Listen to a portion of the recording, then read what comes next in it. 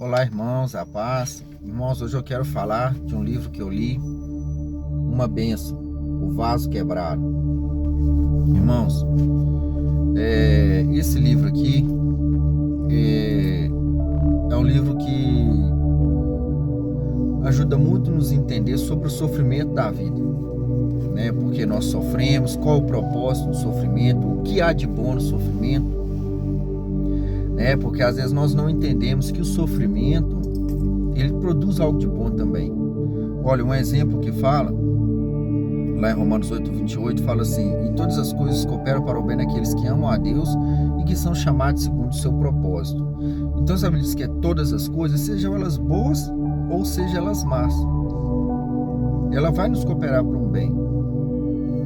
E nesse livro aqui eu aprendi muito sobre isso, né? A gente aprende muito sobre essa questão, por que às vezes Deus ele permite o sofrimento na nossa vida, né? Como ele nos molda através do sofrimento. E esse livro aqui ele nos ensina muito como lidar, né, com o sofrimento, né? Como lidar em meio ao sofrimento, né? Como agir no meio do sofrimento, como que Deus, o que Deus está fazendo com nós quando nós estamos sofrendo, como a mão de Deus está agindo, né? Tem até aquela parte que o apóstolo Paulo fala, né, de 2 Coríntios, né, no capítulo, acho que é no capítulo 4, eu vou até dar uma olhada aqui no livro, onde o apóstolo Paulo fala sobre isso, em 2 Coríntios 4, do 6 ao 18, né? Aí fala assim: nós somos atribulados, porém não angustiados, né? Então aqui no livro aqui, o que acontece? Aqui até o próprio autor fala, né? Que quer dizer, quando nós somos atribulados, quer dizer que eu sou atribulado, vem as lutas, vem a dificuldade, aparecem as opressões do malignos, mas eu não fico angustiado. Por quê? Porque eu olho para Deus e para a sua graça e para a sua palavra. Por que aqui no livro está escrito isso? Entendeu? Quando nós olhamos para Deus, para a palavra dele e para a sua graça, é o que está escrito lá em Romanos 10:17. Que a fé vem pelo ouvir da palavra de Deus. Entendeu? E lá lá no livro de Hebreus capítulo 11, versículo 1, fala assim: de sorte que a Bíblia fala assim: ora, a fé é o firme fundamento das coisas que se esperam e a prova das coisas que não se veem. Então, quando você tem fé, você é atribulado, porém não angustiado. Você está triste porque está acontecendo aquela situação, mas você sabe que a poderosa mão de Deus está sobre você, porque você leu na palavra dele, né? E essa leitura que você leu te produziu fé. Então você gera uma confiança em Deus, porque você sabe que aquela luta tem um propósito, que tem uma vitória maior por trás, né?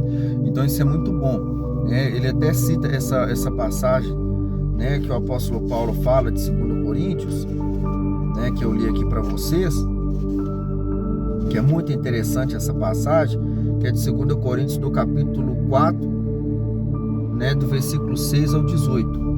Então é muito bom esse livro, entendeu? Ele explica sobre a situação, né, que Jeremias também, né, no capítulo 18, né, onde Deus ele quebra aquele vaso e faz algo que lhe parece bom, né, aos seus olhos, que o oleiro quebra. Então tudo que Deus faz com nós, ele tem um propósito, até em meio ao sofrimento.